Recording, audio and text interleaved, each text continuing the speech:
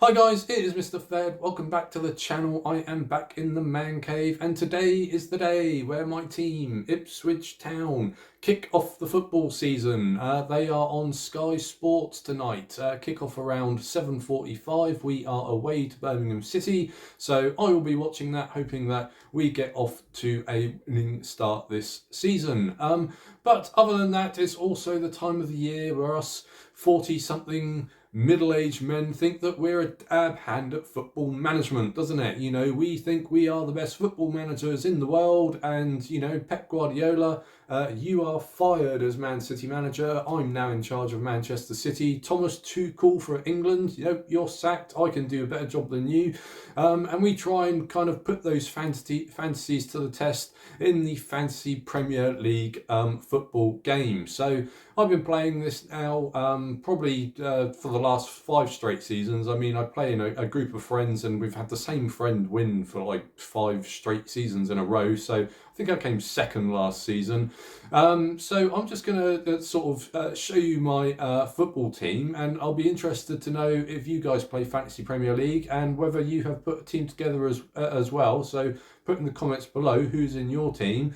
But before we pan away and have a look at that fantasy football app. I've got a quick story time with Mr. Fed, because I think I had a funny 5 minutes when I was sort of in my 20s. I just finished my undergraduate degree in sociology, and I was wondering what I was going to do after that. What was I going to do next? So I was scouring for, something else to do, and I did actually find a university that did a degree in football management. Now, because I was a dab hand at Championship Manager 2000 to 2001, I signed Louis Figo and Oliver Kahn for Wigan and got them to win the Champions League with Wigan Athletic. I thought, wow, a degree in football management, I should give that a go. So I actually got my dissertation supervisor, who must have thought I was 7 shades of crazy, to actually sign a reference for me to go and do this degree course. Because when you're in your 20s and you haven't made your life plans yet, you're kind of just throwing shit at a wall to see what sticks.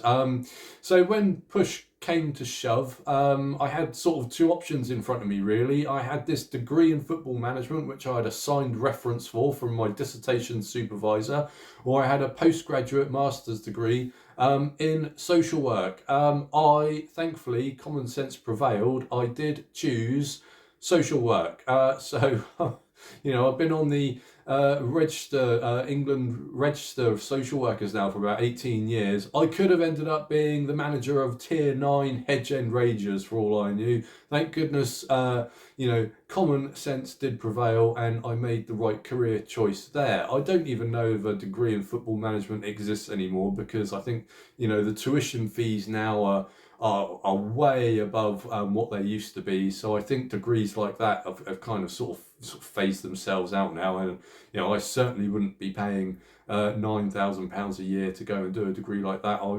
Even back then, I wouldn't be paying £2,000 or £3,000 a year. But anyway, that was a very amusing story. So my life and my career did pan out in the end. So let's go and have a look at my fantasy football team. Hi guys, welcome back. So this is my fantasy football team to kick off the Premier League next week.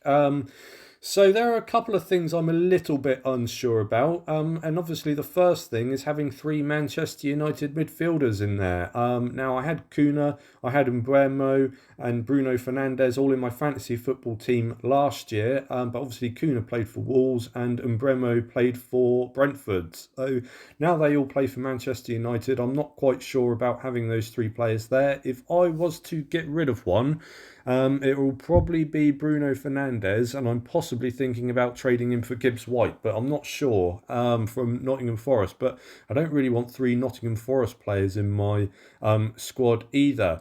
Obviously, Tarkowski, hopefully Everton will have a better season than they did last year, but he was a really standout player. And Milinkovic, that big 6'5" centre-back, he gets goals as well. Pedro gets himself forward for Tottenham down the wings, so so he'll be putting decent crosses in. And same with Guardiola. I mean, he was great last year, wasn't he? So, I mean, I'm always susceptible to Pep Guardiola's squad rotation.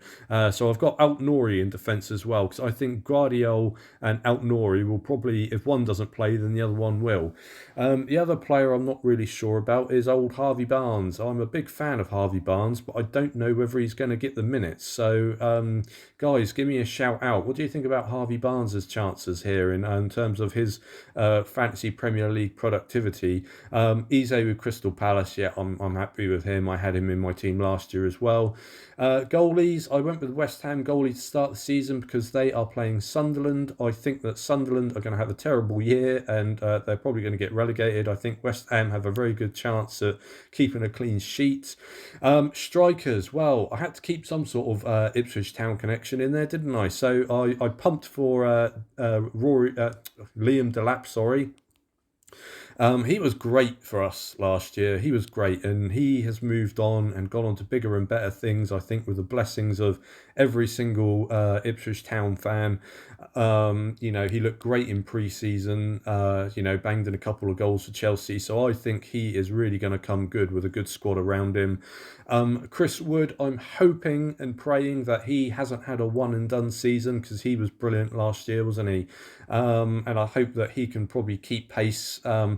I get the sense that he will. He's a big old-fashioned number 9, isn't he? So, you know, I think I've made him my captain against Brentford because I think Brentford, they've sold a lot of decent players. I don't know whether Brentford are going to be as strong as they were last year.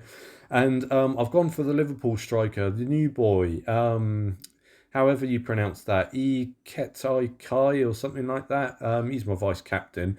Now I picked him because you know, I don't mean this in any disrespect in any way, shape, or form, but you know, obviously, very sadly, Diego Jota isn't going to be with Liverpool this year, and Louis, you know, they've lost Luis Diaz and they have also lost Darwin Núñez. So they are lacking firepower up front, and I think this new boy here can get some minutes for Liverpool because someone's got to bang in the goals, haven't they? As you can probably plainly see, there is no Salah, there is no Palmer, and there is no Haaland. They are just too expensive. Those, you know, if you buy those players, then you're going to have to really sort of scrape the bottom of the barrel to try and fill out the rest of your team. And I'd much rather have the options of bringing on bench players that play minutes rather than bench players that don't play any minutes at all. So there it is. That's my team. What do you think about it? Let's cut back to the man cave. So, yep, see you in a bit.